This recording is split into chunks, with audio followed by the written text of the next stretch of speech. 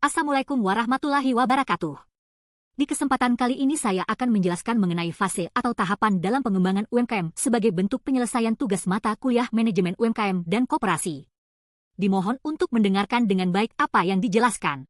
Pembahasan mengenai tahapan pengembangan UMKM bertujuan memberikan pemahaman komprehensif tentang proses pengembangan usaha dari awal hingga matang, membantu mengidentifikasi tantangan dan peluang di setiap fase, merencanakan strategi yang tepat, serta melakukan evaluasi dan monitoring kemajuan. Ini juga mendukung pembelajaran, menarik dukungan dan investasi, serta pengelolaan risiko, sehingga UMKM dapat berkembang secara efektif dan berkelanjutan. Ada beberapa fase dalam pengembangan UMKM. Fase pertama yaitu fase cari makan atau survival, fase kedua fase cari duit atau predictable cash grown, fase ketiga fase cari sistem atau systemized routine, fase keempat fase cari orang atau talent building, fase kelima dan keenam yaitu fase ekspansi melalui sinergi atau expansion through sinergi, dan fase terakhir yaitu fase ketujuh yaitu fase menikmati hasil atau beautiful life to the fullest. Fase cari makan atau survival dalam pengembangan UMKM adalah tahap awal di mana fokus utama adalah bertahan hidup. Pada fase ini, UMKM menghadapi tantangan seperti keterbatasan modal, minimnya pengetahuan pasar, dan belum adanya basis pelanggan yang kuat. Pengusaha berupaya keras untuk mendapatkan pendapatan guna menutupi biaya operasional dan memastikan kelangsungan usahanya. Strategi yang diterapkan meliputi pengendalian biaya ketat, eksplorasi pasar lokal, dan inovasi produk atau layanan. Keberhasilan pada fase ini bergantung pada kemampuan adaptasi dan ketangguhan pengusaha dalam mengatasi hambatan awal serta memanfaatkan peluang pasar. Kondisi pada fase cari makan ditandai dengan beberapa tantangan berat. Pertama, perusahaan memiliki modal yang sangat terbatas sehingga harus berhati-hati dalam mengelola keuangan. Kedua, pengetahuan tentang pasar dan perilaku konsumen masih minim, sehingga membuat pengusaha seringkali meraba-raba dalam mengambil keputusan bisnis. Ketiga, belum ada basis pelanggan yang kuat, sehingga pendapatan perusahaan masih belum stabil dan dapat diandalkan. Untuk menghadapi fase ini, perusahaan perlu menerapkan strategi tertentu. Pertama, mereka harus mengendalikan biaya dengan ketat, hanya mengeluarkan uang untuk hal-hal yang benar-benar penting. Kedua, fokus pada eksplorasi pasar lokal untuk membangun basis pelanggan awal yang lebih mudah dijangkau dan dipahami. Terakhir, inovasi produk atau layanan menjadi kunci untuk menarik perhatian konsumen dengan menawarkan sesuatu yang unik atau memiliki nilai tambah yang jelas dibandingkan dengan pesaing. Kemudian 2. Fase cari duit atau predictable cash grown. Fase cari duit atau yang dalam istilah lain disebut sebagai predictable cash growth. Fase ini adalah tahap penting dalam siklus kehidupan bisnis kita.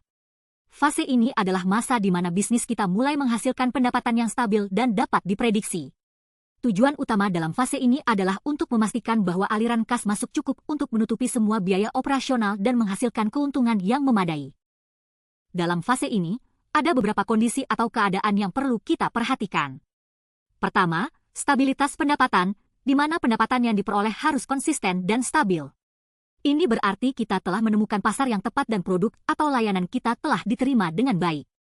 Kedua, manajemen kas yang baik, sangat penting untuk memiliki manajemen kas yang efisien. Kita harus mampu mengelola aliran kas masuk dan keluar dengan baik agar tidak terjadi kekurangan kas. Ketiga, pengendalian biaya, di mana biaya operasional harus dikendalikan dengan ketat. Kita harus memastikan bahwa setiap pengeluaran memberikan nilai tambah bagi bisnis kita. Keempat, peningkatan skala usaha. Pada fase ini kita juga mulai mempertimbangkan untuk meningkatkan skala usaha. Artinya, kita mungkin akan melakukan ekspansi pasar atau menambah lini produk baru. Untuk sukses dalam fase cari duit, ada beberapa strategi yang bisa kita terapkan.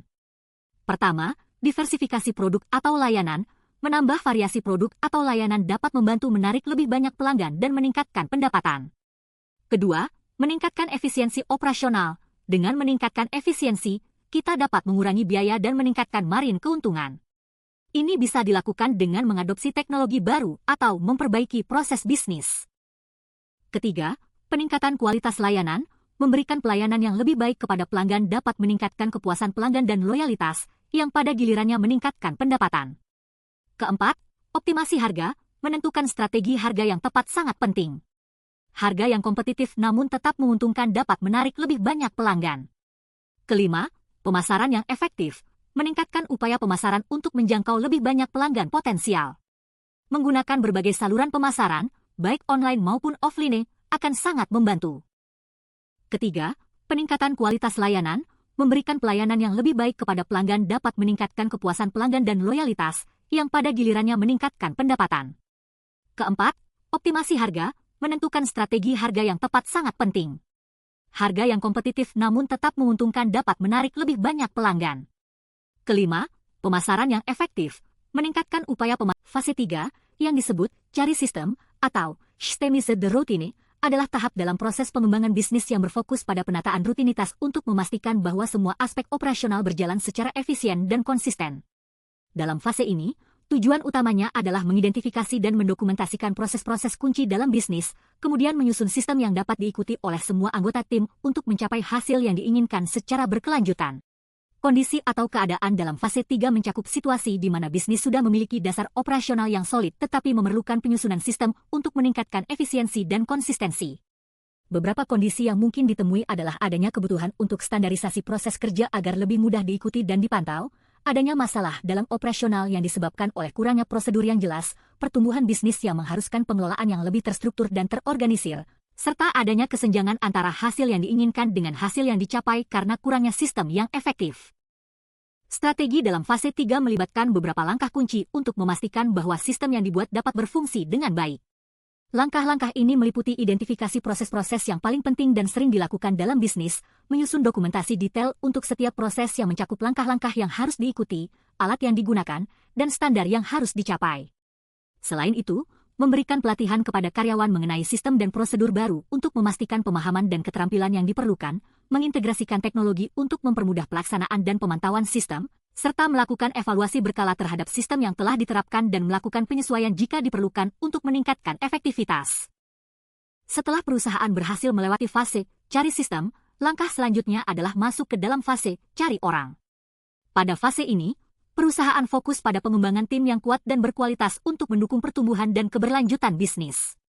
Ini berarti menemukan, merekrut, dan mengembangkan talenta yang sesuai dengan kebutuhan perusahaan. Tujuan utamanya adalah untuk memastikan bahwa perusahaan memiliki tim yang terampil, berdedikasi, dan berkomitmen untuk mencapai tujuan bersama. Pada fase ini, perusahaan sudah memiliki struktur organisasi yang kompleks dan membutuhkan lebih banyak tenaga kerja. Selain itu, perusahaan juga membutuhkan individu yang tidak hanya memiliki keterampilan yang tepat tetapi juga sesuai dengan budaya perusahaan. Untuk menarik orang yang tepat, perusahaan perlu menghindari pola pikir lama seperti hanya mencari orang yang bisa dipercaya atau budaya rahasia, dan fokus pada mencari mitra kerja profesional daripada hanya pembantu. Proses perekrutan harus memperhatikan kesesuaian budaya, culture fit, kesesuaian keterampilan dan kompetensi fit, serta masa orientasi yang efektif, induction period, untuk membantu karyawan baru beradaptasi. 5. Ekspansi melalui sinergi, expansion through sinergi. Pada fase 5, dikenal sebagai ekspansi melalui sinergi, perusahaan memanfaatkan sinergi untuk memperluas jangkauan pasar dan produk. Pada fase ini, perusahaan telah memiliki tim yang solid dan image yang dikenal luas. Banyak peluang muncul untuk bermitra dengan penyedia produk dan jasa yang melayani target pasar yang sama. Perusahaan yang sudah berpengalaman, memiliki sistem manajemen yang teruji, cara merekrut yang efektif, dan dokumentasi sistem yang baik dapat membuka cabang baru di wilayah baru. Pengembangan melalui franchising memungkinkan perusahaan memperluas tanpa investasi sendiri. Pada fase 6, dikenal sebagai meraup hasil gemilang, perusahaan siap menjadi entitas komersial yang menguntungkan tanpa keterlibatan langsung dari pendiri. Pendiri dapat meninggalkan kegiatan operasional dan menerima pendapatan melalui dividen atau transaksi saham. Strategi pengembangan nilai perusahaan di fase ini meliputi mengakuisisi bisnis, mengembangkannya, dan menjualnya untuk mendapatkan keuntungan, bergabung dengan atau mengakuisisi perusahaan lain untuk memperluas dan meningkatkan nilai bisnis, mengubah perusahaan menjadi perusahaan publik untuk menarik investasi besar dan memperbesar skala bisnis, menjual sebagian atau seluruh perusahaan kepada pihak lain untuk mendapatkan return yang besar, serta bermitra dengan entitas lain untuk mendirikan bisnis baru yang menguntungkan. 7. Fase menikmati hasil. Enjoy this beautiful life to the full set. Fase menikmati hasil adalah tahap dalam pengembangan UMKM di mana perusahaan mulai merasakan hasil dari upaya dan strategi yang telah diterapkan sebelumnya. Pada fase ini, perusahaan menikmati stabilitas finansial dan operasional dengan pendapatan yang stabil, basis pelanggan yang kuat, serta reputasi yang meningkat. Kondisi ini memungkinkan perusahaan untuk fokus pada pengembangan lebih lanjut dan ekspansi. Untuk memaksimalkan keuntungan dan pertumbuhan, perusahaan dapat menerapkan beberapa strategi, seperti diversifikasi produk atau layanan untuk menarik lebih banyak pelanggan, investasi dalam pemasaran untuk meningkatkan brand awareness, pengembangan sumber daya manusia untuk meningkatkan efisiensi dan kualitas layanan, serta ekspansi pasar ke wilayah baru. Keberhasilan pada fase ini sangat bergantung pada kemampuan perusahaan untuk mengelola pertumbuhan dengan bijaksana, menjaga kepuasan pelanggan, dan terus berinovasi, sehingga dapat memastikan pertumbuhan yang berkelanjutan dan memperkuat posisinya di pasar. Demikianlah penjelasan dari saya. Terima kasih telah mendengarkannya. Semoga bermanfaat untuk kita bersama.